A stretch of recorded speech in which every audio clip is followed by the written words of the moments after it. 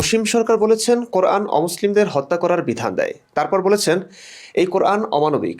এমন কথা কোরআনে লেখা থাকলে সেই কোরআনে তিনি প্রস্তাব করতে পারেন, আগুনে পুড়িয়ে ফেলতে পারেন। কথাগুলো কি সত্যি নাকি তার মন গড়া বক্তব্য?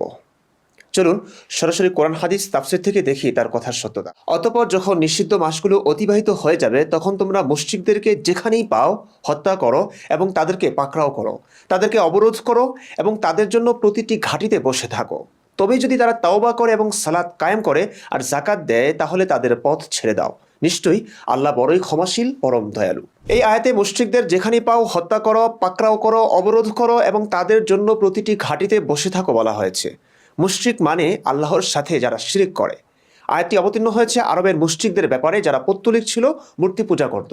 কোনো একটি ঘটনাকে কেন্দ্র করে কোনো আয়াত নাজিল হলেও এই আয়াতের অধীনে সর্বযুগের সকল মুশরিকই প্রযোজ্য। এটাই ইসলামের শিক্ষা। সেই হিসাবে আয়াতটি যে কোনো মুশরিকের ব্যাপারই ইসলামের একটি অকাট্য বিধান। বর্তমানে সারা বিশ্বের সকল হিন্দু বৌদ্ধ সকলেই এই আয়াতের বিধানের আওতাভুক্ত। মানে ইসলাম অনুযায়ী তাদের বিধান মৃত্যুদণ্ডই। তার মানে অসীম সরকার যা বলেছেন তা 100% সত্য। তার কাছে এই বিধান অমানবিক মনে হয়েছে, তাই তিনি বলেছেন যে ধর্মগ্রন্থে এমন বিধান থাকতে পারে সেই ধর্মগ্রন্থে আমি প্রস্তাব করতে পারি বা পুড়িয়ে ফেলতে পারি। অবশ্য অসীম সরকারের এই বক্তব্যে মুসলিমরা ফুঁসে উঠেছেন।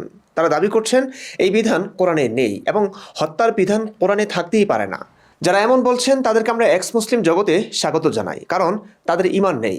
ইসলাম মতে কোরআনের যে কোনো একটি আয়াতকে অস্বীকার করলে তাদের ঈমান থাকে না, তারা ইসলাম থেকে বের হয়ে যায়।